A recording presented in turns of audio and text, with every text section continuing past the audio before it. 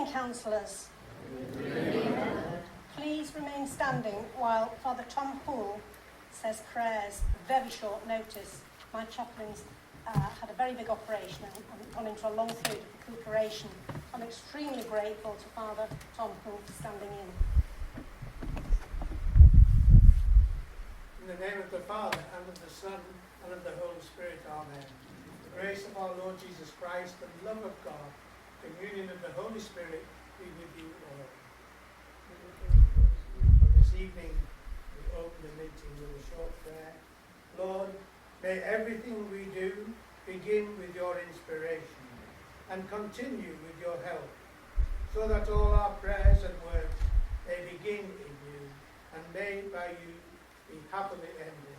And we ask this through Christ our Lord. Amen. We're gathered here as the family of God.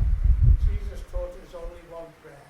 So we say together the Lord's Prayer. Our Father, who art in heaven, hallowed be thy name. Thy kingdom come, thy will be done on earth as it is in heaven. Give us this day our daily bread, and forgive us our trespasses, as we forgive those who trespass against us. And lead us not into temptation, but deliver us from evil. For thine is the kingdom, the power, and the glory, forever and ever. Amen. Heavenly Father, send your blessing upon this community. Blessed are you, Lord God of mercy. Through your Son, you gave us marvelous example of charity, and the great commandment of love of one another. Send down your blessing, fill us with your Spirit, we, your servants, who generously devote themselves to helping others. When they are called on in times of need, let them be faithfully served in you and their neighbour. And we ask this through Christ our Lord. Amen. And may the blessings of Almighty God, the Father, the Son, and the Holy Spirit remain on you always and on your families, through Christ our Lord. Amen. Good evening to you all. Enjoy your meal. Thank you, Father. Please be seated.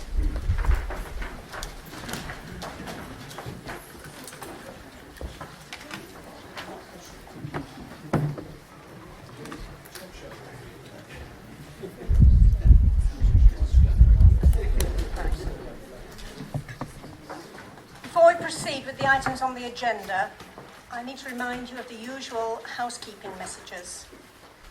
There are no fire alarms or tests planned for this evening, so if the alarm does sound, please leave the chamber by the nearest door, then follow the illuminated fire exit signs and assemble in the car park at the rear of the building. Also, would you please ensure that your phones and tablet devices are on silent mode? Thank you. The first item on the agenda is apologies for absence. Apologies for absence have so far been received from councillors Fairbanks, Le Marinel and Ibison. Are there any other apologies? And Matthew Vincent. No other apologies? The next item on the agenda is confirmation of minutes. We have two sets of minutes to be confirmed this evening. Can I first please have a proposal that the minutes of the ordinary council meeting held on the 4th of April 2019 be approved as a correct record? Happy to propose those, Madam Mayor. Is there a seconder for that proposal? Happy to second it, Madam Mayor. Does anyone want to comment on the factual accuracy of the minutes or propose an amendment? Councillor Fail. Thank you, Madam Mayor. For the benefit of the new councillors, since the detrimental constitutional changes made by the Conservative group, Labour members have regularly voted against accepting the minutes. Essentially, the minutes continue to be devoid of any real detail, and consequently, the minutes are not as helpful to members, officers, or the wider public as they should be. Unless, of course, we are content to say a meeting took place and some members asked some unspecified questions and various cabinet members provided answers whose response nobody is concerned about, then basically full council minutes are not a true and accurate record of what transpired. Council minutes should be there as a matter of public record not only to provide a summary of what took place, but also to more easily allow the council to be held to account. Thank you. Councillor Henderson. Thank you, Madam Mayor. If Councillor Fail and his group continue or wish to continue not to support the minutes, that's entirely up to them. But what part of audited minutes that I brought in at the very first meeting, I was the leader, that anyone can listen to, it is a full and accurate recording of the meetings that have gone ahead. That doesn't Councillor Fail and his group understand.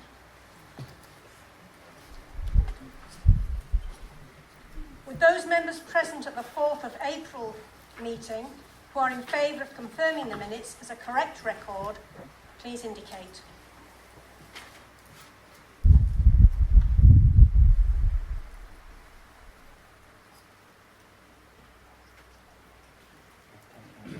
Not many of yours left, are there?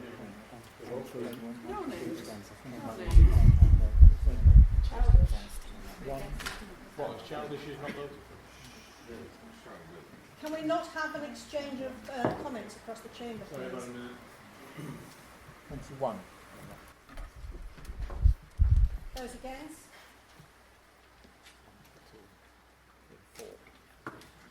Any abstentions? The minutes of the 4th of April meeting are confirmed. Now can I please have a proposal that the minutes of the annual meeting of the Council held on the 16th of May be approved as a correct record? Happy to propose those minutes, Madam Mayor. Is there a seconder for that proposal?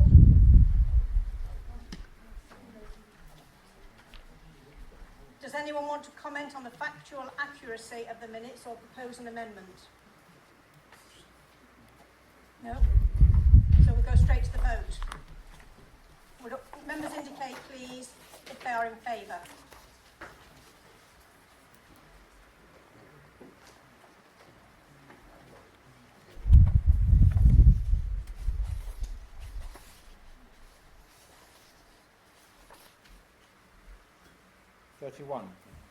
Those against?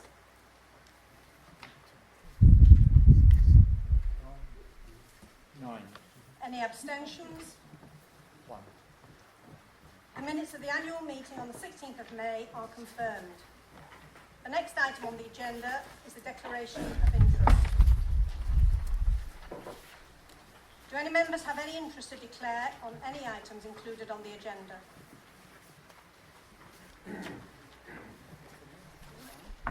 The next item is announcements. I've only one announcement to make this evening. The Mayor's Civic Dinner is to be held at the North Euston Hotel in Fleetwood on Friday the 28th of February.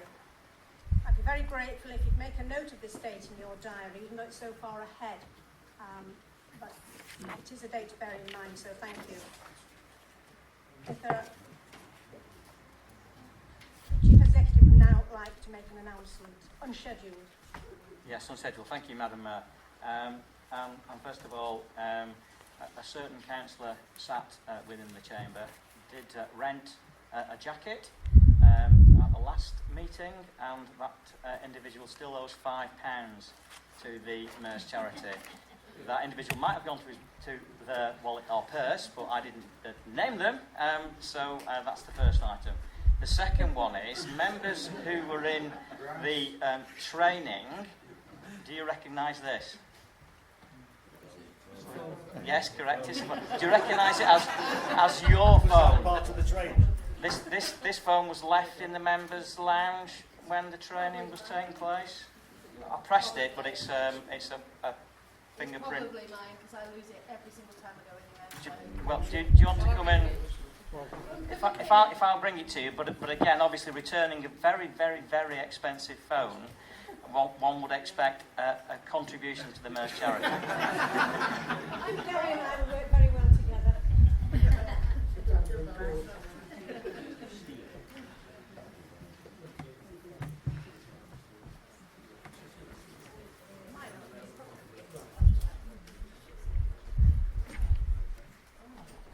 Oh, thankfully owner and phone are reunited.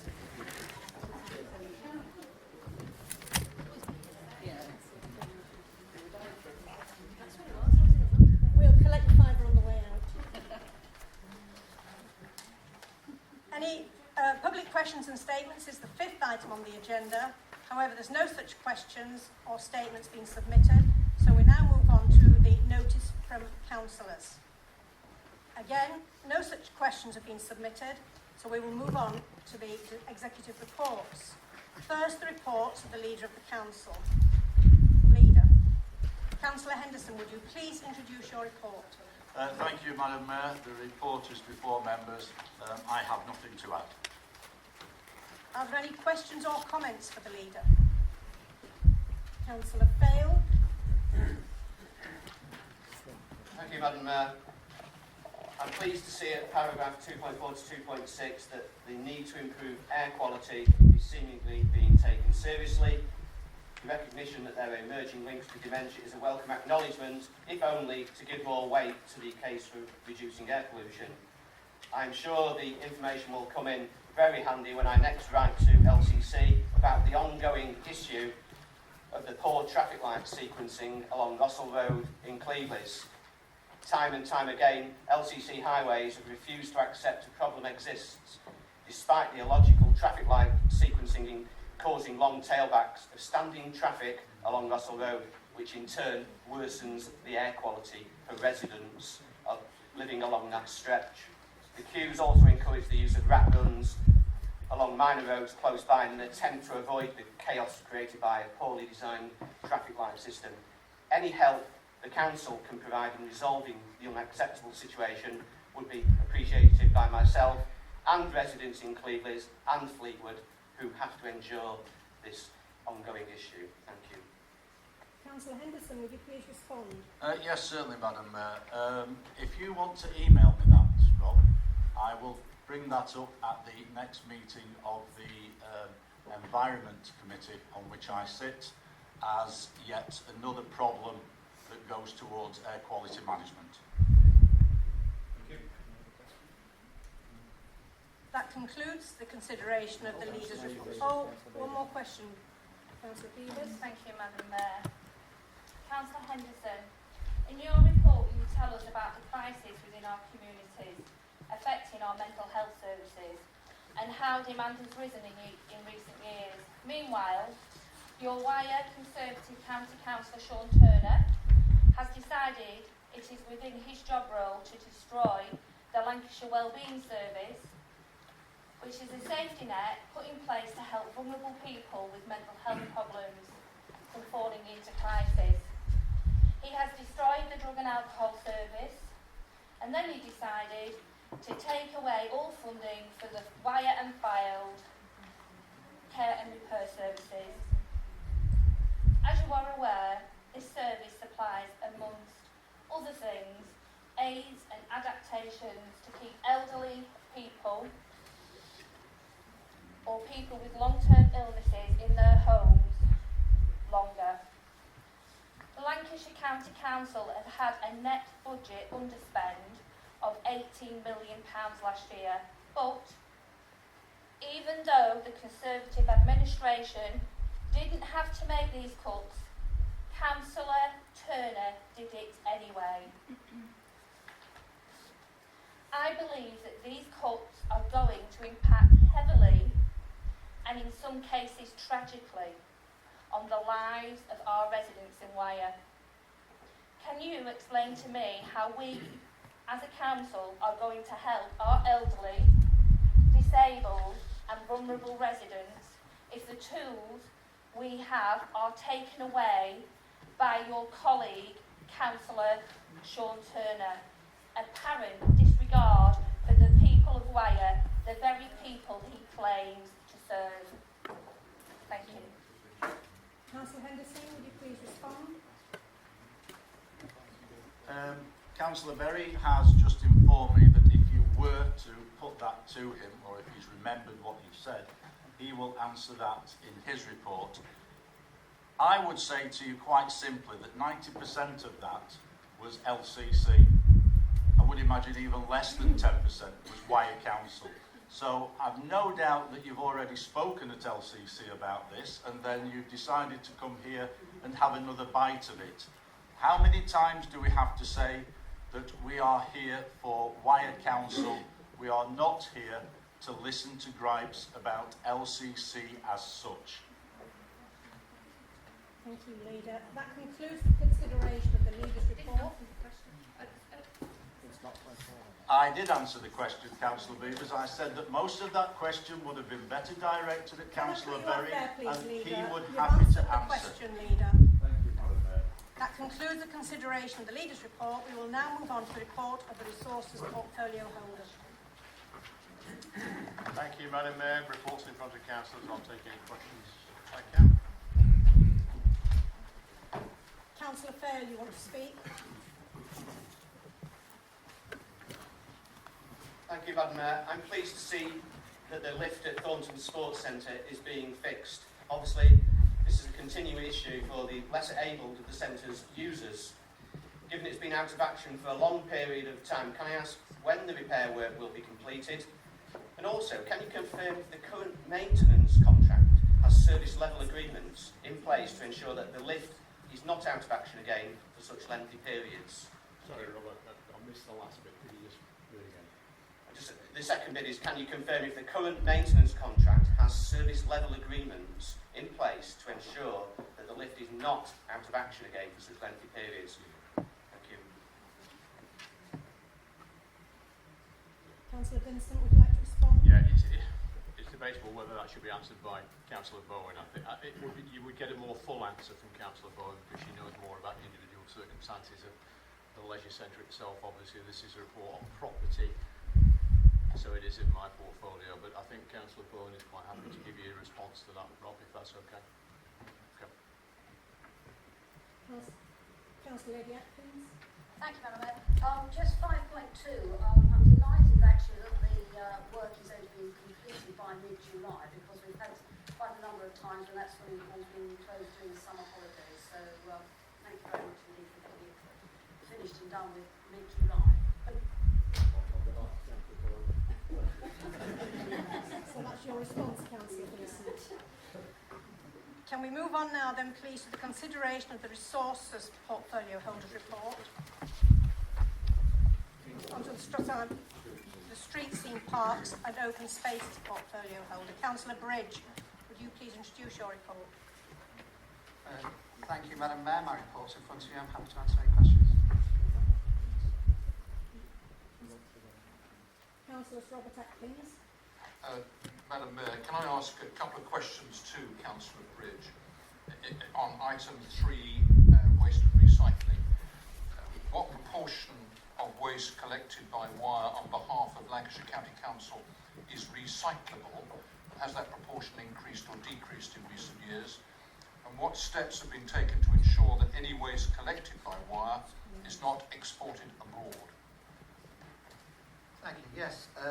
Well, with regard to the figures for waste collected, the figures are not yet finalised for 18-19, but I'm happy to give them to you once they have been collated. The 17-18, the figures are 42.9% has been recycled.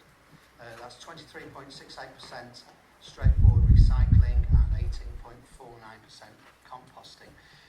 It becomes a bit more complicated because as companies are making things lighter, packaging lighter, we're collecting the same bulk, or it might be collecting a larger bulk, but the weight is different. So it's hard to get an actual comparison as such as companies are trying to become greener. But they are the figures we have at the moment. With regard to what steps Wyre Council can do, well, Lancashire County Council are the Waste Disposal Authority. They are the people we have to, by law, go to and use. But they do assure us that they seek to secure UK markets for recyclers, recognise the volatility of the market further afield and the desire to reduce their carbon footprint. Thank you. Councillor Rayner, please. Thank you, Madam Mayor. Councillor Bridge, I just want to pass on my thanks to Street Scene team in Fleetwood and especially Lee Rossi. I had a problem a couple of weeks ago where somebody had left some discarded used needles on my ward on a Sunday, and he was there within the hour of me reporting it and clean them up. And also the guys that work on Memorial Park did a really good job of cleaning up when there was a child that injured herself on broken glass, and they went over the field on the park with a fine-tooth comb and picked everything up. And I just wanted to say that the cinema in the park, on Memorial Park a couple of weeks ago, was absolutely fantastic. So if you could pass on my thanks to everybody concerned with that. Thank you. I mean, certainly, thank you very much. I mean, it's great to hear good things about them because they are such a good team. And the way they're organised is they can go and hit an area where there's a problem, such as the child who unfortunately hurt themselves. They're flexible, they really are willing to go that extra little bit further, and that helps make our borough a nice place to live. So thank you. I will definitely pass that on to her. Thank you, Councillor Bridge. Councillor Lynn Walmsley. Thank you, Madam Mayor. Councillor Bridge, can I please pass on a couple of thank yous from local residents in Thornton advising that the assisted bin service is absolutely invaluable. Not only that, the staff that help them are very helpful and they have a genuine smile and they're eternally grateful, and they asked me to pass on that thanks to you and the council. Thank you. Councillor Bridge, would you like to respond? Thank you. As ever, we have a superb team working for us in all departments, not just mine. Councillor Lawton. Thank you, Madam Mayor. Councillor Bridge, referring to point 4.5 in your report, dog fouling is a blight on our community, is a health hazard and an often reported complaint. Why then do the fixed penalty notices for dog fouling equate to less than 3% of the total of fixed penalty notices for littering? Also, why have fixed penalty notices been issued in Fleetwood at the rate of more than 1 per hour of patrolling, whilst in Poland the rate is 1 every 5 hours? This seems curiously iniquitous and leads to complaints from Fleetwood residents of unfair treatment. How do district enforcement distinguish between those purposefully littering and those who accidentally litter? Councillor Bridge, would you like to respond? Well, first of all, it's far more difficult to catch somebody who's not picking up after their dog. As a dog owner, I see it all the time. I understand how it works, and we are trying to enforce as best we can. It's a blight on our community, and it has a priority. But short of having somebody stood on every beach, on every park, 24 hours a day, it's very difficult because people will take their dogs out, and I've seen it myself several times, that they will look around, and if they don't think there's anybody there, they won't pick up the mess. So it's very difficult to catch dogs. Now, with regard to the number of people who've been fined in Fleetwood, I'm sorry, but I'm quite blind to whether somebody's from Fleetwood, Garstang, Thornton, Holton or Fylde. If you drop a piece of litter and you are not going to pick it up again, then you are being antisocial and you deserve to be fined. And I'm surprised that you're complaining about how many people in Fleetwood are being fined, because I would be delighted if every person who dropped a piece of litter... Are you interested? No? Are you interested? Yeah? Councillor Bridge, would you please just carry on? Yeah. Just wait for Councillor Bridge to address. Okay, so I would be delighted if every person that dropped a piece of litter in my ward was fined. I'm amazed, and I have to say that the vast majority of people are delighted with what's going on with the enforcement. I don't see where the problem is. I can tell you now that if you look at the breakdown, that proportionately they are going to Fleetwood for spending 23% of their time in Fleetwood, spending 35% of the time in Thornton Cleveland. You draw your own conclusion from that. Thank you, Councillor Bridge. Councillor Armstrong, you wish to speak? Thank you, Madam Mayor. Councillor Bridge, we have an ongoing problem in Fleetwood on Polton Grove with fly tipping. Firstly, I would like to thank the street scene team for doing an absolute fabulous job of clearing this up every single time that it is put there. But the problem is whoever's doing it obviously knows the area, so they wait until it's cleared away, and then the next day or 2 days after it's back again. So my question is whether we can get some kind of surveillance or mobile surveillance on the area so that we can pick up who's doing it, and then we'll be able to put a stop to it. Councillor Bridge, would you like to respond? Anything we could do to catch people flying today, I would be highlighted that we can do it within certain constraints, financial constraints. When we get fly tipping, we will go and look at it. We will have a look, see if we can find people's addresses in there, throw all letters away and things like that. And we will enforce, and we do enforce. Now, with regard to CCTV, that's way out of my remit, I'm afraid. I can't say more than that, but we will, when we catch people, we will actually enforce. Thank you, Councillor But Bridge. I will discuss it with Mark Vincent, and we'll see what we can do. I'll also make sure that we've got plenty of people working in Fleetwood and to stop this evening. If your colleague would prefer it, I'll pull them all back and they can look after Bolton. Thank you, Councillor Bridge. Councillor Fail. Thank you, Madam Mayor. As per the last report brought to full council, there seems to be an omission. There is no breakdown of figures to distinguish between dogs not on leads, fouling offences and the inability to pick up. The other thing that appears to be missing from the report is a commentary on the appropriateness of the action taken by district enforcement. Although my question this time refers to a recent case, the question is a general one which should allow an answer that relates to the question asked. For fear of being misrepresented once again, I want to make it clear that dog fouling is the problem that needs tackling.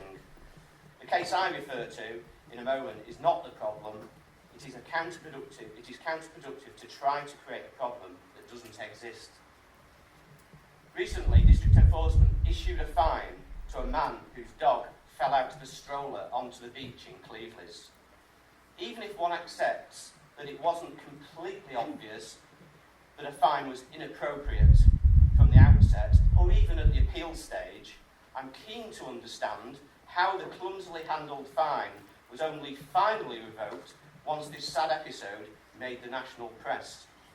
In light of that, I would like to ask Councillor Bridge if he still stands by his statement at the April meeting that I am more than satisfied that the procedures for issuing and for appeals are robust. Because if the procedures are robust, how come this fine was imposed and the appeal lost, with the fine only belatedly withdrawn? Thank you. Thank you, Councillor Fail. Councillor Bridge, would you like to respond? Thank you. Well, with regard to the enforcement of our policy, when you have human beings and you're dealing with human beings, everything doesn't always go right and is rather subjective. Now that is true from the enforcement side, and it's also true from the perpetrator's side. Now, not everything is perfect. I'll be the first to admit that, but that's why we have an appeals system. I have no wish to talk specifically about that case, but as you brought it up, I will. I am satisfied that we have a robust system because the gentleman didn't have to pay the fine. Now, when you are fined or issued an FPN, that goes back to, you can appeal it to district. You can then come to us and we can look at it. Now, we are not going to get this right 100% of the time, but that's why we've got the appeal system. You have an appeal system in everything because human beings can sometimes make a mistake. A mistake was made. I don't doubt that for one moment a mistake was made in this case. Not for a moment. But we have a robust system, it was picked up on, and it was rectified. So, yes, I am happy that we have a robust system to handle these cases. Thank you, Councillor Bridge. We have used the quota of time on this report, so that concludes the consideration of the report of street scene, parks and open spaces. We will now move on to the report of the Planning and Economic Development Portfolio Holder. Councillor Michael Vincent, would you please introduce your report? Thank you, Madam Mayor. I have quite a bit to add to my report. I'll be as brief as I can. Delighted to confirm the return of the Continental Market to the Marine Hall for Tram Sunday weekend, Thursday the 18th to Sunday the 21st of July. It'll be mixed up with street food, stalls and gifts, and we anticipate between 15 and 45 stalls. Members will have seen that the Future High Street Fund has advanced to the next stage. We're one of 50 areas across the country, Fleetwood is, that's got through to the next phase. and there's a potential of access to multi-million pound grant to transform Fleetwood High Street. We get about 150,000 or up to 150,000 to put forward a complex, properly formed bid over the next 12 months, and then we make the application for an amount to be confirmed in around 12 months' time. CCF 5, Marketplace have been appointed to undertake work at the market, including footfall counting, customer and trader surveys and workshops, and review the management structure, and this work has already commenced. There have been sessions with local artists who have been undertaken, and their comments fed into the building, into the design of the upstairs, conversion from flats to studio space at the market. Clearance work is being undertaken. Information boards have been printed, and these are being displayed at the market tomorrow. We're currently commissioning a local artist to draw up some artist impressions of what the studios and the outdoor space will look like. We're about to submit a bid by the deadline tomorrow for the Heritage Street Action Zone. That's going to Historic England to transform the historic quarter of Fleetwood, and that's a bid for £1 million. I think that's all. Just a quick reminder that we do nothing for Fleetwood. Are there any questions or comments for Councillor Vincent? No questions, so we'll move on to the next report. Neighbourhood Services and Community Safety Portfolio Holder. Councillor Berry, would you please introduce your report? Thank you, Madam Mayor. My report is before members. I'll do my best to reply to any questions asked. First up, Councillor Armstrong, please. Thank you, Madam Mayor. Councillor Berry, since 2010, police funding has fell by 19% under a Conservative government. This is in a sharp increase to the 10-year period before, where it actually increased by 31%. Furthermore, in the same period of time, frontline officers, fell by 20,000 to around 120,000 we have now, from 140,000 in 2010. The point of these figures are, recently in Fleetwood, we had a Section 60 order imposed on us because of violent crime in the area, and we've also got a sharp increase in car crime, in house crime, in antisocial behaviour in general. So my question to you is, do you have any plans to write to the Home Secretary to try and secure some more funding for our police so people in Fleetwood and Wyre in general can feel more safe? Councillor Berry, would you like to respond? Yeah, thank you for your question. Just to put the matter into context, I think it's fair to say that everyone in this country, including public services, has had to bear various cuts in funding, and in fact the police service has probably got the least amount of cuts that other public services have had to deal with. I think we should talk about what's at the present. In the last couple of years, the government has been increasing funding, and I think in the last award in March, the government grant increased by 3.7 million, and plus another 3 million was put into the police pension fund.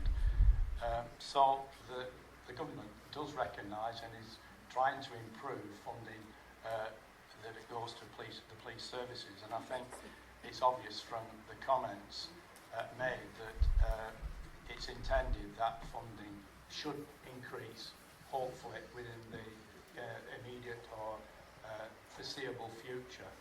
So that's my answer to the question. I think that the government has realised that we need to put some more funding in, and that hopefully should be forthcoming. But at a local level, I think we've got to mention that we put a lot of money in council tax wise.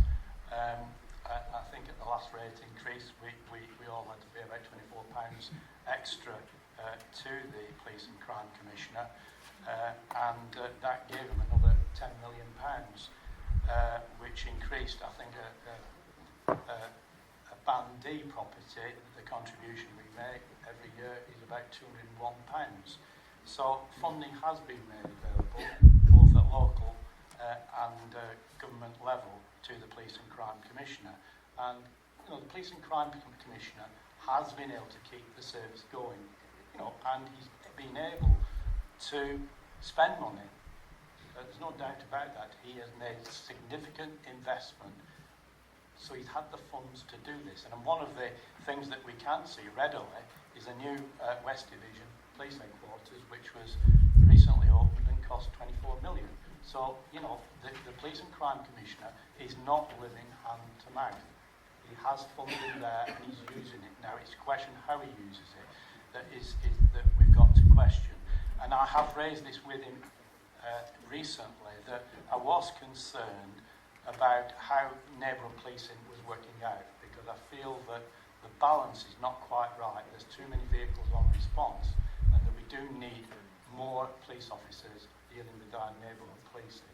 I think the police commissioner took this on board. He denied that, but I think we will find that in the foreseeable future he is going to address that balance so that we do get more local policing. Very could you please wind up quickly? You've had 2 minutes. Thank you. Councillor George next. Thank you, Madam Mayor. I'm pleased to see that that some funds being made available for a full-time rough sleeping navigator. Is it possible that once those findings come in, you could share with us the numbers of rough sleepers that you're finding and also the areas you're finding them in?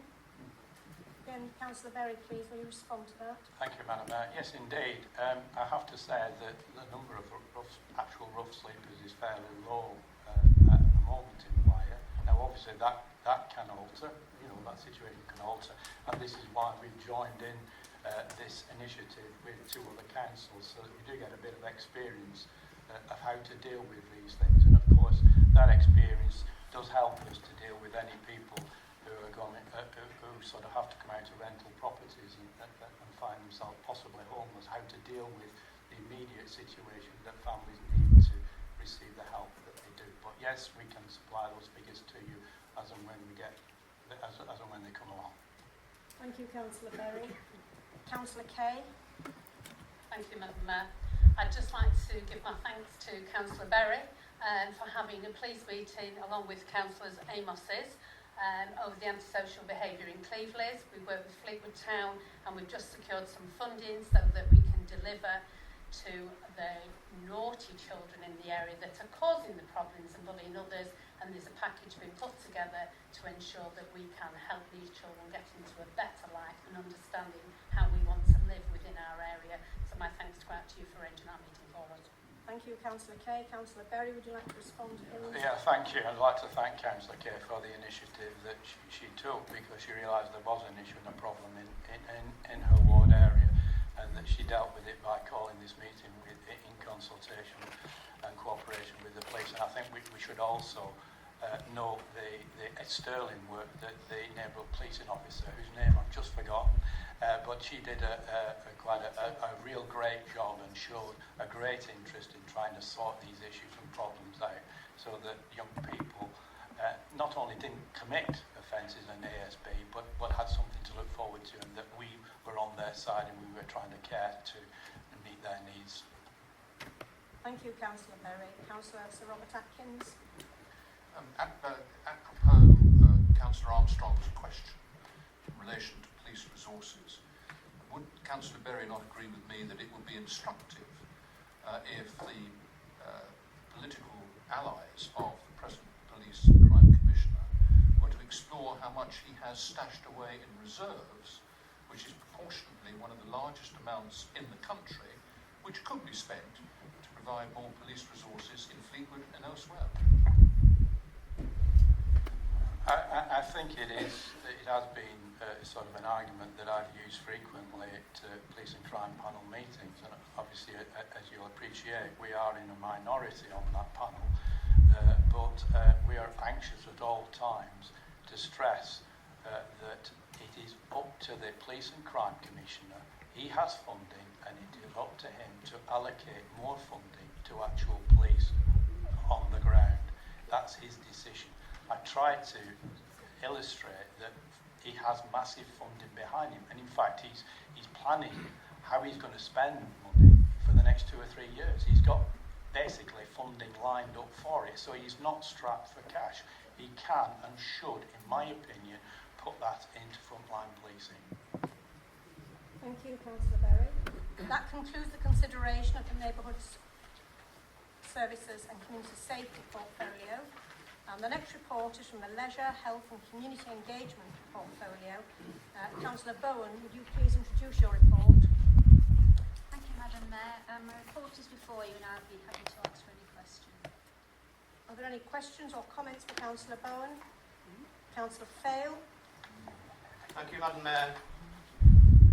Just firstly ask Councillor Bowen if she could respond to the question I asked to Councillor Vincent regarding the Thornton Sports Centre lift in the time frames for when it's going to be fixed, and also about the service level agreement, about whether that's in place and will stop the repeat of this situation.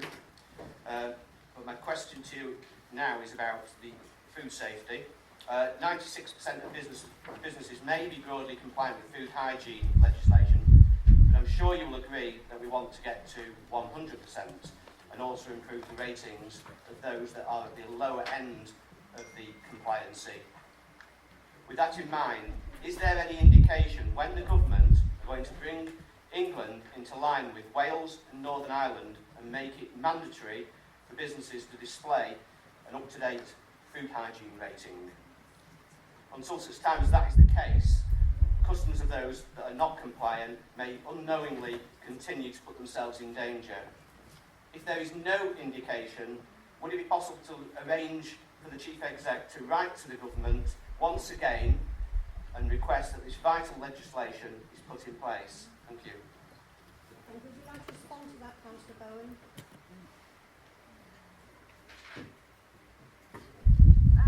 Councillor Vincent has just told me the food hygiene task group did that, so it's already been... over 2 years ago, I think. But anyway, yeah, we could redo that, but there's such a vast difference in all the food outlets in the borough, like very large ones to little tiny ones, which find it very difficult for contamination when they're making food. It's difficult to work with these people. They do try to work with them. Some of them are foreigners that can hardly speak English, so you can see how difficult the task is throughout the borough. But I think that they're getting on top of it. The people are starting to change the menus. They've got more signage up, and they do realise that about cross-contamination now. It has been highlighted in a lot better than it was. Also, we are encouraging people to do as we ask them to, and we're having fewer revisits because of that. We don't want to fall out with these people and we close them down.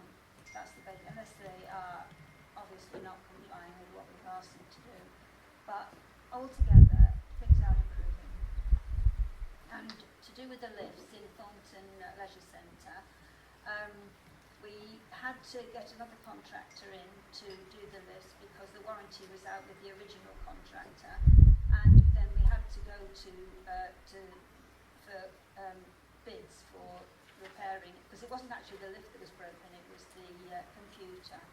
So as far as I know, that lift is finished now and it's repaired, and it was supposed to be repaired by the end of June, and I'm sure it has been. I haven't been told it hasn't anyway. But the YMCA were very good with the people what couldn't use the lift, who were originally going for exercise classes, older people, disabled people, because they moved all the exercise classes to the ground floor, or to another leisure centre where it would be easy access. So, we were trying to help people. I know it was inconvenient about the lifts, but we tried to help the people that were inconvenient. Thank you, Councillor Bowen. Whoever's phone is pinging, will you please put it on silent, please? It's very distracting for the rest of us. Councillor Lady Atkins. Thank you, Madam Chairman.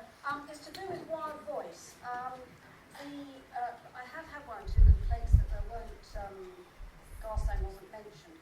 But I was just wondering, does the editor send out an email to the parish and town clerks to get the information? I mean, I know not everything will go in, but at least we can get a sort of broad church idea of the various functions happening in that part of the area. I've actually spoken to Emma Lyons this morning about this, and we've decided the best route forward is in future we will ask parish councils, town councils and borough councillors if they've got anything what they need to put in event-wise or of interest. So that will be going forward when the next publication's due. Thank you, Councillor Bowen. Councillor Staseka. Thank you, Madam Mayor. I'd like to, it's on matter number 4.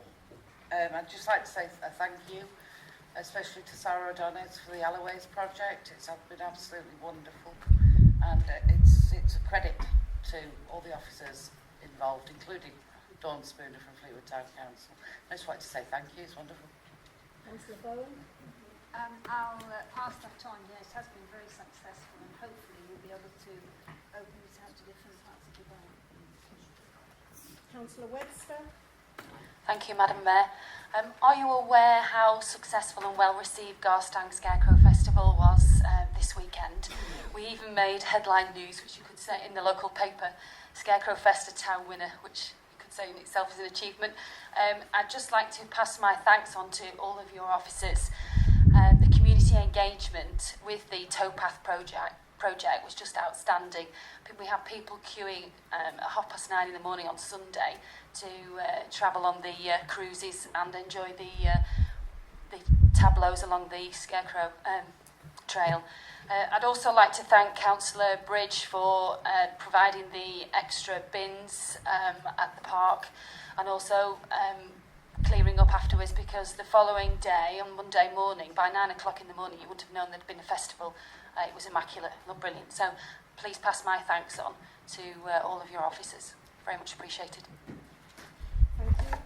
That concludes the consideration of the Leisure, Health and Community Engagement Portfolio Holders Report, which is the last of the executive reports this evening. Now is the opportunity for members of the Cabinet to make comments or ask questions on the reports of their colleagues. Do any Cabinet members wish to do so? Councillor Henderson.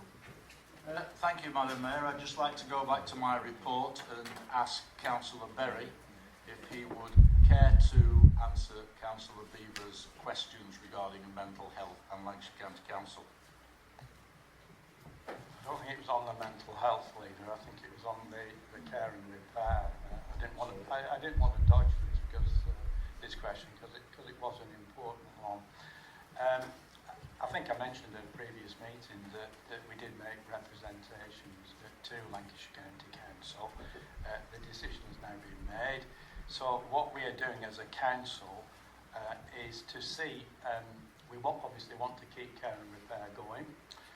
We realise it's very successful and means a lot to our residents. So what we're trying to see if we can sort of integrate, for want of a better word, care and repair into the work we do with disabled facilities grants. There may be a bit of scope there to see if we can sort of keep care and repair going. But I think one of the main thrusts will be to see if we can get funding from the integrated care services. I think, as you alluded, it is very much a health issue, and it very much involves the NHS. And I think with the county, we will be working to see if we can get funding from the NHS into this sort of service, because it's obvious that the service has firstly kept a lot of people from having to go into hospital or into care by the facilities that they've been able to have in their home, etc. And those that have had to go into hospital, it's enabled them to get home a bit earlier because they're able to get appliances into their home earlier and quicker, so that they're not taking up hospital beds. So it is a very important service. We shall do our utmost to keep it going, and we started that process already. Thank you, Councillor Bridge. Councillor Michael Vincent, you have a question. Thank you, Madam Mayor. My question is for Councillor Simon Bridge.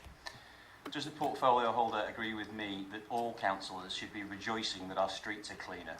Does he also agree that these figures prove a higher number of FPN issued shows the need to target the areas with a high number of FPNs, while being mindful and ensuring that all areas have a reasonable and proportional level of patrolling? I have seen myself firsthand the improvement in Cleveland's town centre and have noticed a reduction in nuisance seagulls as a consequence. Yeah, I mean, I strongly agree. I'm very much in favour of this, but so is virtually everybody I speak to. If you cut down litter, it's great for the environment. It's also good because when an area is dirty and has lots of litter in it, it encourages antisocial behaviour. So always, it's a win-win. And frankly, if you have to pay £100 because you've dropped something, you deserve to pay £100. Thank you, Councillor Bridge. You now have a question to ask. A question for Councillor Berry, actually. Were you aware that the Police and Crime Commissioner uses parts of his budget to pay for a prospective parliamentary candidate who is standing in Blackpool for the Labour Party? Well, I think you're alluding to the appointment of... Can we please all listen to the answer? Alluding to the appointment of Mr Webb, I think he's called, as his deputy. This appointment was opposed by all councillors, whether they were Labour, Conservative or other colours. We felt that it was inappropriate. So the panel, as a totality, opposed this appointment, but the Commissioner decided to go ahead with it. He was within his power to do so, but he knew that none of us supported his decision. Thank you, Councillor Berry. We now move on to agenda item 8. It's the Code of Conduct Review. Councillor Henderson, would you please introduce the report and propose the recommendations? Thank you, Madam Mayor. The report is before members. I'd like to just say thank you to the working group of councillors and officers. The Code of Conduct did need reviewing. My own personal view is that I wished it had a bit more teeth to it, but that's as far as we can go without changing legislation. I propose the recommendations 3.1, 3.2. Have we got a seconder for the proposal? Are there any comments, questions or amendments? That concludes the debate. We're ready now to vote on the recommendation. Those in favour, please show.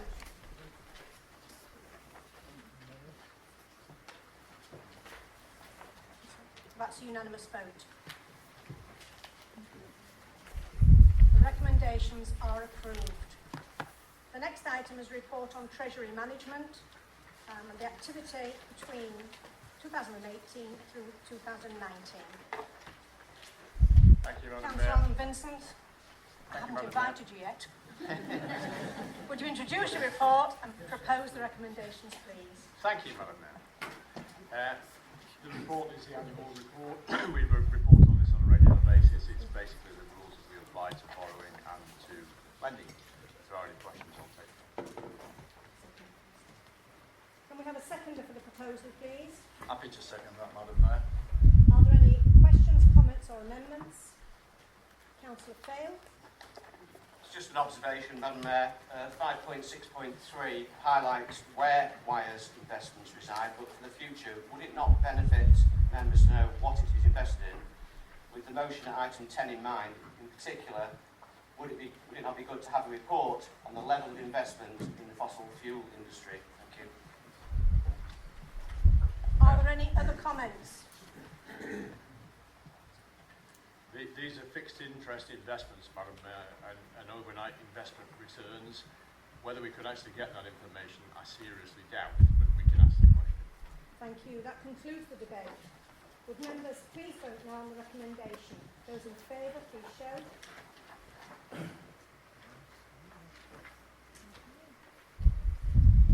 It's unanimous again. Thank you. The recommendations are approved. The next item is a notice of motion about climate change. This motion has been submitted by councillors Fail, Beavers, Rayner and Stazeka and is set out in full under agenda item 10. Councillor Fail, would you please propose the motion, and you have a maximum of 5 minutes to do so. Thank you, Madam Mayor. This may be a bit controversial, but Brexit is not the biggest issue the UK faces today.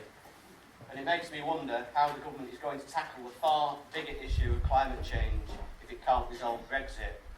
However difficult a job, climate change must be tackled.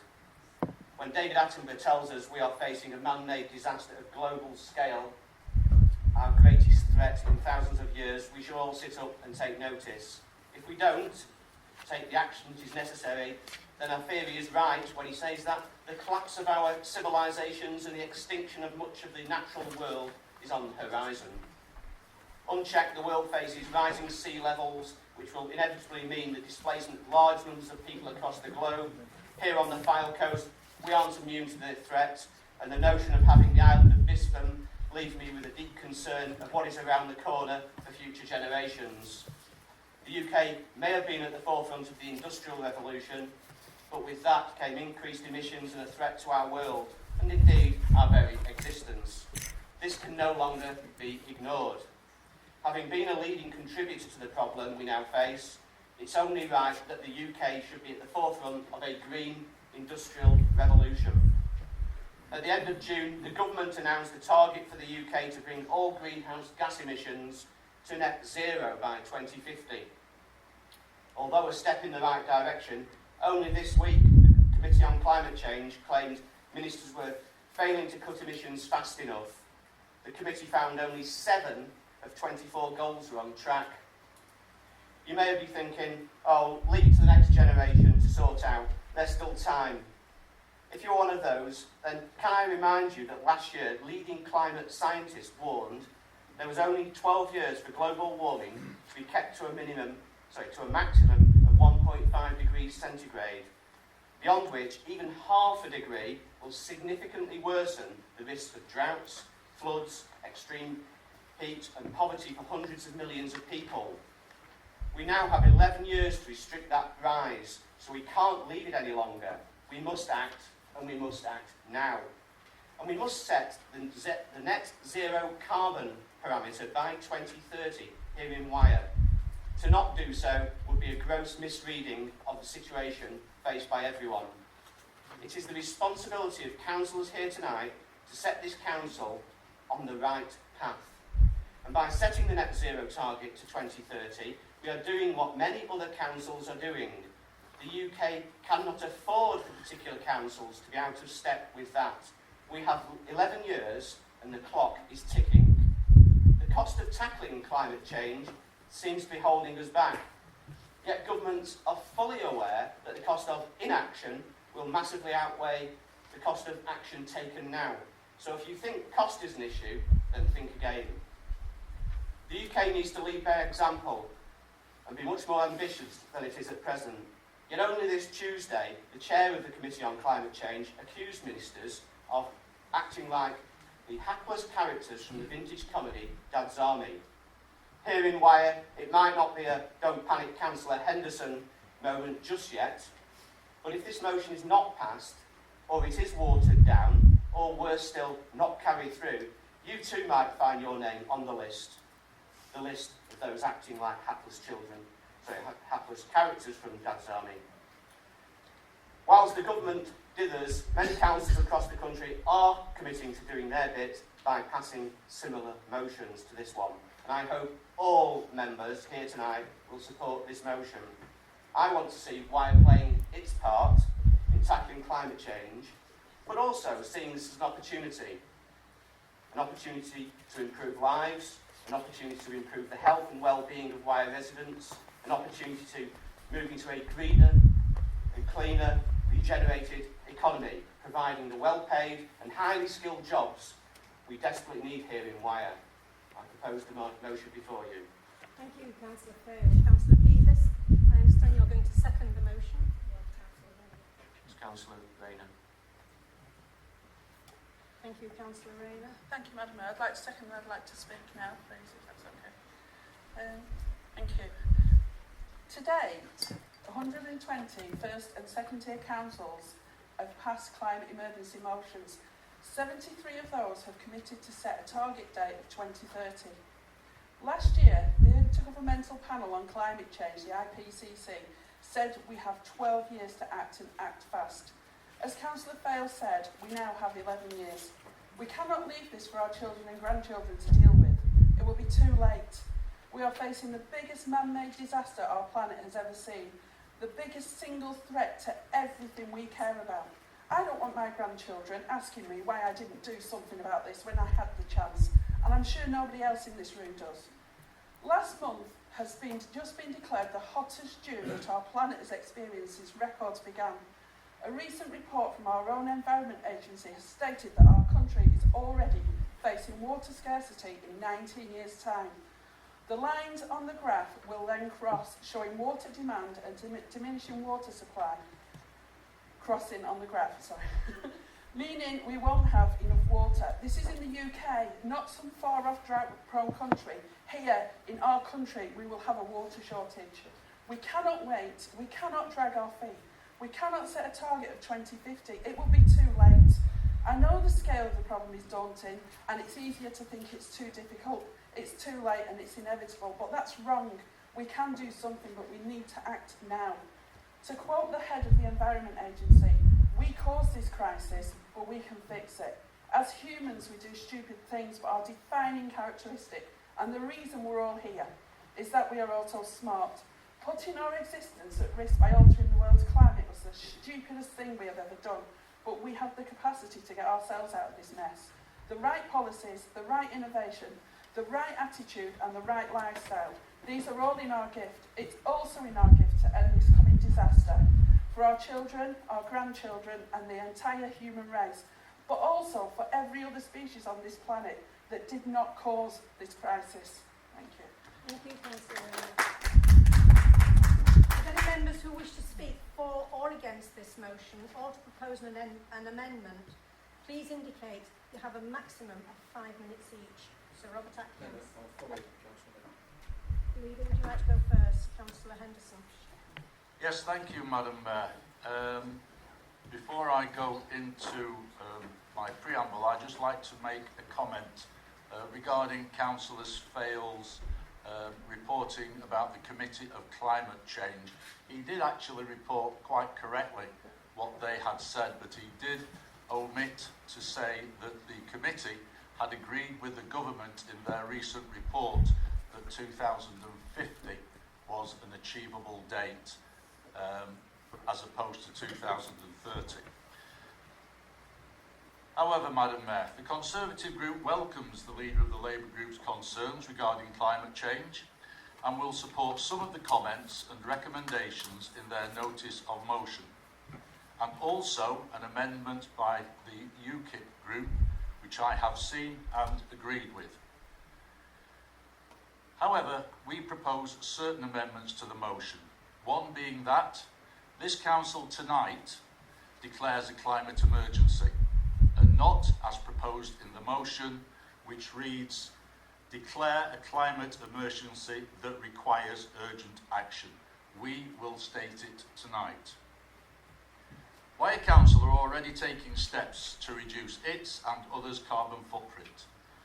I sit with other Lancashire leaders, officers and outside agency advisors to seek and monitor ways to combat climate change and flooding. Our business plan was considered by overview and scrutiny, and they recommended word changes to the plan, notably, collaborate with our partners to respond to climate change issues, including reducing flood risk across Wyre. This was done, and the plan was approved by full council last March. Since the business plan was approved, our officers have been working on developing a climate change action plan and a cross-departmental officer working group to be established. As a council, we have looked at fitting solar panels here at the Civic Centre quite some time ago and at the Marine Hall. But neither roof could take the weight placed upon them, so we couldn't do that. That was quite some years ago. We realised then that we needed to start looking at it. But at Fleetwood Market, we have replaced, at some considerable cost, the lighting for LED lights, thus reducing electricity consumption. And also, when we take delivery of the new bin wagons, which will be April 2020, 2 of them will be hybrid. We decided to do this to see just what changes could be made, and also to test these wagons as well, because they are new to the market. It will therefore reduce diesel usage. Also, all the vehicles will be using electric bin lifts instead of the hydraulic ones that they use at the moment. This will further reduce the diesel usage on the rounds. We are also working already with LCC to install electric vehicle charging points, and as to mentioned in the motion as to planning, our local plan has to be in conformity with the NPPF, which states an environmental object to contribute to protecting and enhancing our natural, built and historic environment, including making effective use of land, helping to improve biodiversity, using natural resources prudently, minimising waste and pollution, and mitigating and adapting to climate change, including moving to low carbon economy. The government require that these objectives should be delivered through the preparation and implementation of plans and the application of the policies in this framework. Madam Mayor, I could go on for ages regarding what Wyre Council is already doing, but I'm afraid that I would possibly run out of time or maybe use up all the air in here. It's how we're trying to reduce our carbon footprint. So therefore, Madam Mayor, I propose the amendments to the notice of motion before the councillors.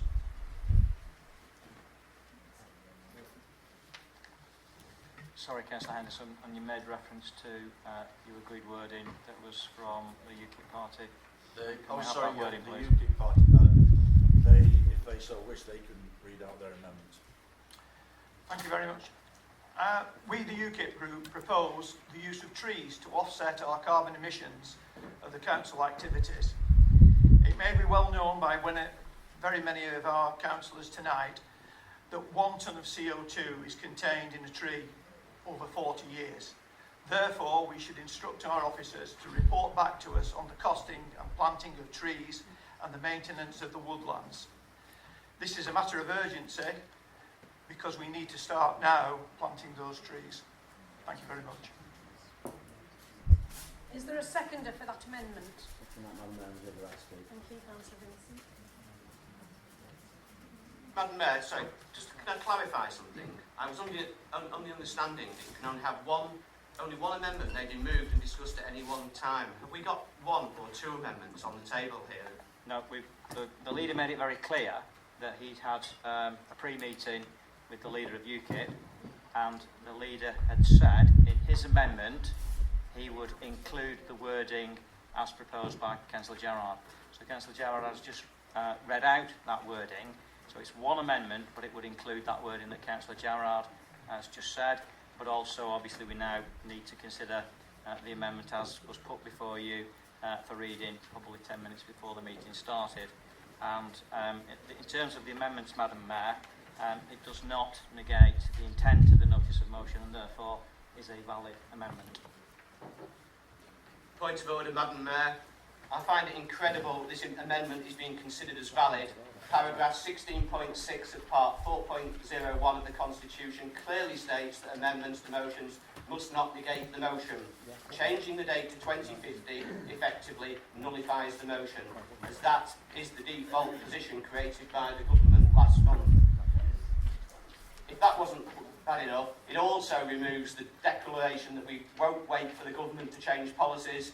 The third major change is the removal of the climate change group that's suggested within our motion. Sorry, through you, Madam Mayor. So, just going to continue. If you wanted your own motion requirement... Councillor Fail, I haven't... Can we just take some advice here, please? Just stand back and take some advice. Councillor Fail, I'm sure we would disagree on the interpretation of taking wording out or adding wording in terms of the intent. You have to look at what the intent of the notice of motion is. If you let me finish. The intent of the notice of motion is to have commitment from this authority to climate change being a priority and actually an action plan being developed. And actually what has been said by the leader is actually reinforced the wording by changing one part of it to say, and this council tonight declares a climate emergency. Now, the rest of the words that have been changed and tweaked, it does not entirely negate the intent of the notice of motion. Madam Mayor, if the Conservative group wanted their own motion requiring a different result, why didn't they submit such a motion? In the words of Blackadder, these two motions are about as similar as two completely dissimilar things in a pod. Can I request that the meeting is adjourned again?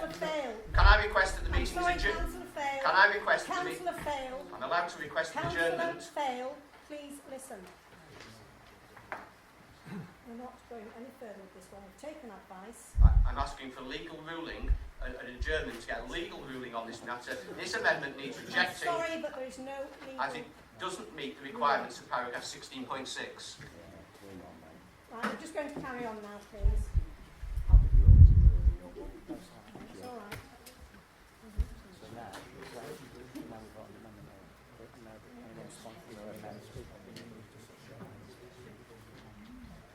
Right, would anybody like to speak on the amendment? Councillor Sir Robert Atkins, please. Madam Mayor, thank you very much indeed. I've spent most of my political life being involved with climate change and environmental matters in various capacities, as a Member of Parliament, as a Minister, and now as a Councillor. But one of the key things about this has been that it has largely been a cross-party issue. It's an issue which should include all of us expressing our concern and our opinions. Of course, there will be differences of opinion. That's entirely fair and entirely proper. But as Councillor Fail says, it is the big issue after Brexit, and it's one that we have to face up to. Before Brexit. Oh, well, he did even back. Apologies. But the point is that we need to do something.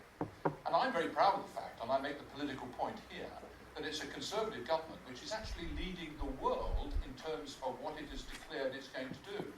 But it did so on the back of a cross-party debate in the House of Commons, which was provoked by the Labour opposition and to which all members of Parliament agreed. And that's as it should be.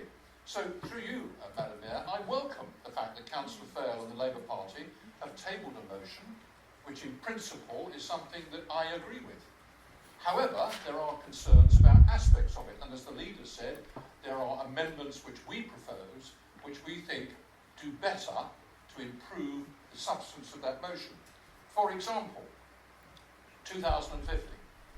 I think, and I always have done, is to work with the grain industry, agriculture, trade unions, the public as a whole, rather than trying to push something on them which they're not yet ready to receive. We have to work with the grain. I think in terms of what we need to do here in the Council, we need to think about the structure of our organisation and how we can improve the efficiency of the structure of our organisation, not only in terms of buildings and property, but also the way this Council operates in order to achieve improvements in environmental matters. We need to have regular reviews of what we're achieving. The leader touched on the record that we have now, but we need to have regular reviews of how we're going on, what needs to be done, and how we're doing it. I think we need to set up a task group. I know there is one in existence at the moment, but it's perhaps too wide. We need to think about being more specific and targeting particular areas. Perhaps also, like we've done with the veterans, we need someone who can champion environmental issues within the context of our council. And all of this has to be in a non-partisan spirit, Madam Mayor, in order that we can achieve things. I agree with a lot that Councillor Fail has said. We might disagree about sometimes, about some objectives, but I agree that we have to do something. And I would suspect that everyone sitting here would share all those concerns in differing ways. So, Madam Mayor, I support the amendments which the leader has proposed. Indeed, I'll second them if no one else is going to do so. And I hope that this council will support the amended motion so that we can go forward together, collectively, and then think about what we need to do internally in order to achieve the objectives that this motion sets out. Thank you. Councillor Sean Turner. Thank you, Madam Mayor. Yeah, it was just to say, to thank the leader and the input from the UKIP party, Councillor John and read out. And indeed, that of Councillor Fail, that we've seemed to have drafted something achievable, and I think that's what this has to be. You know, we've been declaring a climate Saturday evening. That was a slight change, but together we got there, and I think that's what we've got to look at. So, yeah, thanks for that. Thank you, Councillor Turner. Councillor Fail. Just to reiterate, the Intergovernmental Panel on Climate Change said last year that we have 12 years to act. That's now 11 years, and every day we delay taking action makes it more likely that we will not be able to stop the likely worst effects of global warming. It seems fairly evident that some of the councillors in here tonight are content to ignore scientific experts choosing to diminish the scale of the problem in their own minds and not properly consider the long-term future of our planet. The Committee on Climate Change have said that the government's 2040 goal to eliminate emissions from cars and vans was too late. Our target needs to be 2030. Even if you are a climate change denier, surely you can see the benefit of clean energy and clean air to people's health. Let's just get on with reducing emissions to zero as soon as possible and stop trying to get one over on the Labour group. It is extreme. You don't politicise everything. Can we listen? You don't politicise everything. Can you listen, please, Councillor? It is extremely disappointing that the Conservative group are treating this as some sort of game. This is a motion modelled on the Blackpool and Lancaster motions. We may be different authorities, but we face the same problem, and we should act with unity and common goal. Labour, Conservatives, Greens, Liberals and Independents have backed similar motions with a target of 2030 in other authorities. What is the problem? We are starting to move in the right direction, but complacency is dangerous. That the Enterprise Zone Master Plan only has 2 mentions of climate change shows that the complacency absolutely exists. Councillors need to set the direction of travel of this council and firmly get behind the original motion and the targets that give us the best chance of stopping some of the worst effects of global warming. Thank you, Councillor Fail. Councillor Beavers. Sorry, Madam Mayor. Right. The motion, Councillor Henderson, just isn't strong enough. 11 years left to limit a climate change catastrophe. 73 authorities across the country already agree with 2030. In 11 years' time, if I'm still around by then, what will I say? How will I explain to the next generation that while they were children, we did nothing to protect them? When they couldn't protect themselves or their futures, we in Wyre did nothing. We got potholes filled and free swimming. I can, however, say that I stood in this council chamber and I asked the Conservatives to help avert this catastrophe. And we have agreed to do so. To say to you, across the chamber, please. Climate change is here and it isn't a game. This isn't about politics, Councillor Turner, and whose side is the best side. This is about the future of our planet. This is about the future of the human race, and this is an emergency. We need to collectively send a clear message to central government. We should be united in this. We haven't got 30 years to combat climate change. We have 11. So whatever our political beliefs or colour, this is a battle for the survival of our beautiful planet.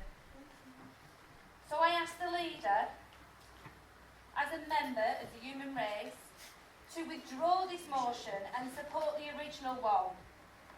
So Westminster will hear us loudly and clearly that we, in Wyre, demand that they deal with this emergency now. Thank you. Thank you, Councillor Beavers. Councillor Skazaker, you wish to speak? Thank you, Madam Mayor. I'd like to say that I support the original motion, although I do agree it should be declared an emergency as of now, for the following reasons. I'll remind you, it's only short, not going to be on long, of the inspector's local plan examination, section 20 on page 6, where the inspector states, section 8 of policy SP2 refers to the development proposals responding to climate change in, amongst other things, water and energy efficient measures. However, there is no meat in the bones in terms of how such objectives would be achieved. Our response admits that our current climate change policy covered under the SP2 of the local plan may appear to be lacking meat. So I put it to you that the best way forward is to making our policy fully fleshed and functioning is to support the motion in its entirety without watering it down through various amendments. I implore you, as a fellow councillor, mother, grandmother and a lifelong Wyre constituent, to please back this motion. Thank you, Councillor Stazeka. Councillor Bridge. I have just watched the Labour group read out pre-prepared speeches. Exactly. So, we bring a motion, we then also agree. In fact, we go further because we actually want to declare immediately climate change catastrophe. But you've pre-written your speech. You're playing politics with this. We are doing it. We're in power. We're in power. We are doing it.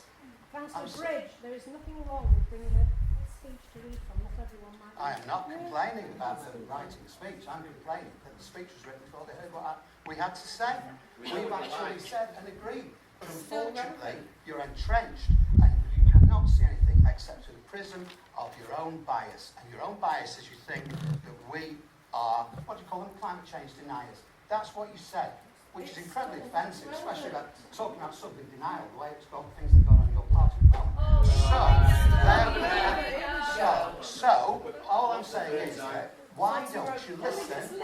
Why don't you listen and why don't you work with us? Because believe you me, it's not a lot of you. I'm asking you to work with us. We know. Councillor McKay, please, you want to speak. Thank you, Madam Mayor.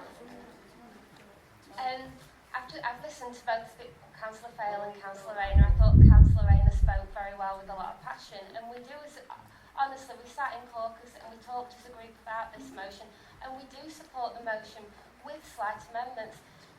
So Councillor, he spoke energetically and passionately about what we can do at Wyre, and I think we need to think this isn't, we're not going to, if we can work to 2030, we would do, but we're saying 2050 is there as a date that we will definitely meet, but 2030, we'll do as much as we can in the meantime, and I think we need to forget the party politics, like Councillor Bridges said, we need to work together, we all want the same goal here, it's not something for us to argue about tonight.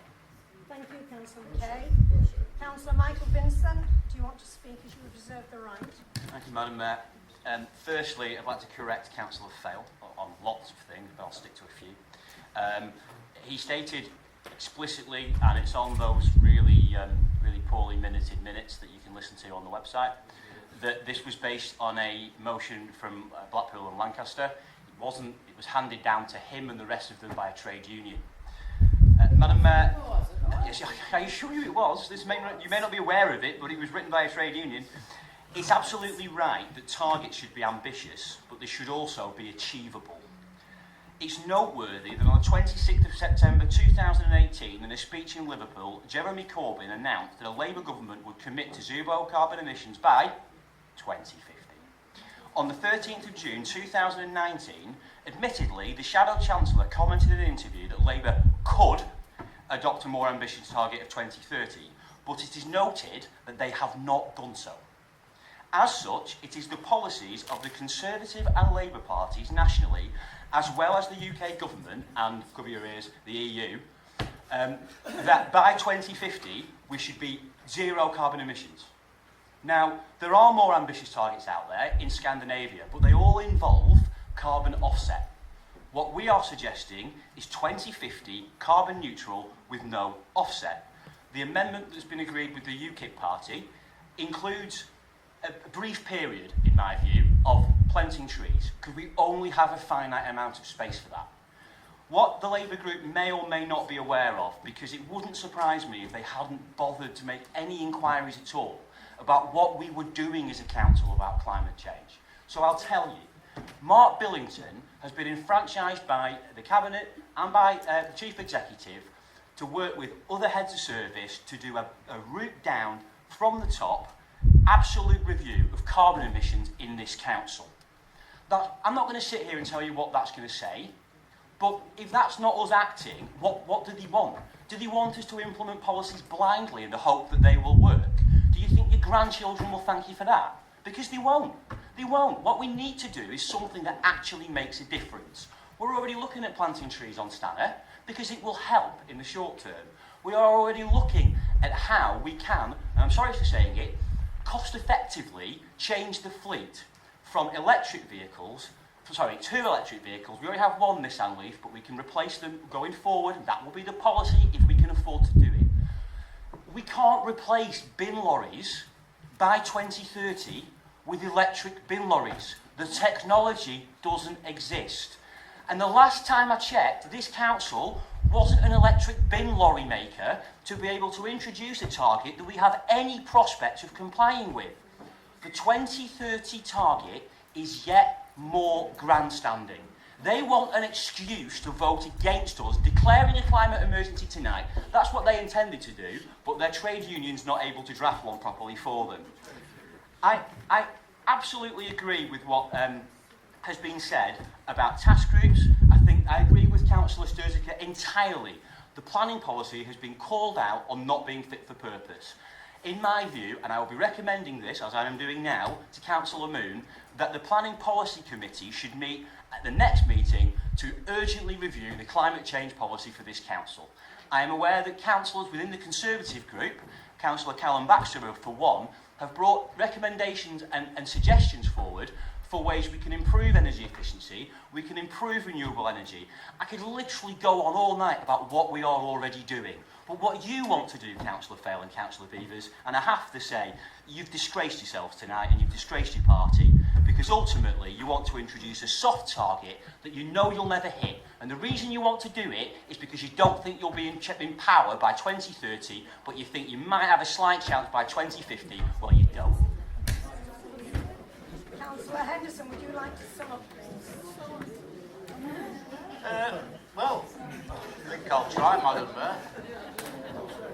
Yeah, generated a lot of carbon in the end of all. No two ways about that. You can't put an amendment to an amendment, but you can. The amendments that we have proposed in black are the original amendments, in red are the original motion, and in black are the amendments. Not huge at all. Also, Councillor Michael Vincent is quite correct, because I have been on to LGA head office and spoken about this, at which they have said the same one has been put before a lot of councils, but they have nearly all have been amended. This was put before the LGA AGM. It was put before by Mayor Marvin Reeves of Bristol City Council, which is a Labour council. There were going to be amendments to it. So they decided to sit down and look at it. This is the length of it already. It was agreed at the Local Government Association AGM that it would be substituted by another motion. This one, far, far smaller, which then got cross-party support.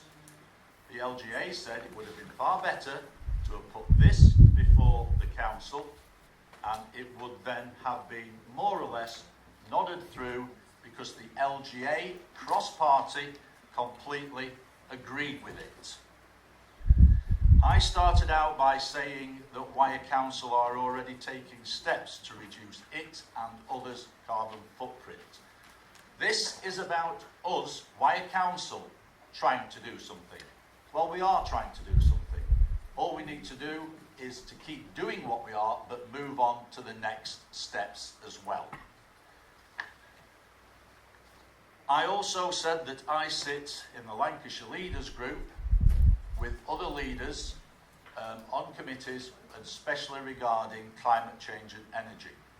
I am in the minority on the Lancashire Leaders Group. Out of 15, only 3 are Conservatives. But we sit down and we just discuss things and we work out for the common good, for the better of everybody. That's what we are trying to achieve tonight. So therefore, I would ask, Madam Mayor, that the Council adopt the amended notice of motion. Thank you, Councillor Henderson. Can we take this to the vote now? If you propose the amendment, will you please indicate? Madam Mayor, can I just clarify whether we're voting on the change to the wording here, or actually voting on the amendment? Vote the amendment first. In that case, can we request an amendment to the amendment? Not before the vote. So you will have your chance to do that after we've gone through this next step. So we'll have a vote on the amendment as it stands now, please. All those in favour? No, we vote yes.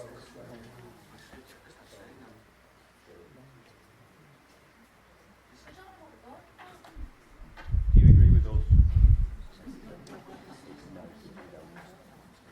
I'm confused. I'm sorry, I don't understand. You vote, you say no. Is that not on it? Vote for the amendment. It's not on it. What about their bit? Would those who are against that please put their hands up? Any abstentions? Absolutely gutless. Can't vote for something we don't know what we're voting for. You got it in front of you. There's nothing about trees in this. Plus trees. 3 more trees as well. There's absolutely nothing on this about trees. It's not on the paper that I'm voting on. Can I speak now, please? I've been advised Sorry, Madam now Mayor. that amendment becomes a substantive motion. So would any member who wishes to speak further for or against the motion, or to propose a further amendment, please indicate with a maximum of 5 minutes each.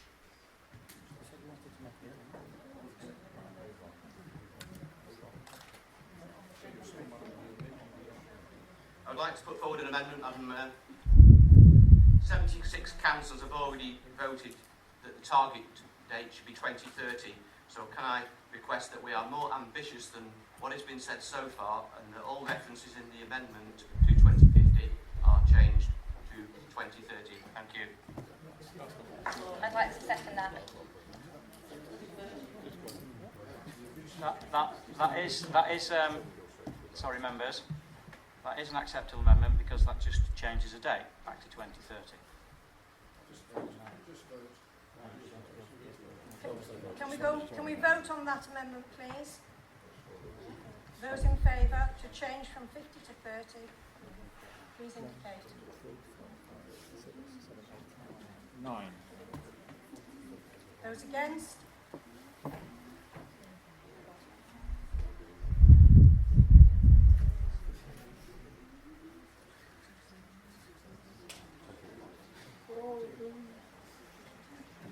Five. The vote. The amendment was lost, so we now take a vote on the motion as amended. Would you raise your hands, please? In favour. As amended. As amended. And that's unanimous. Thank you. Thank you, members.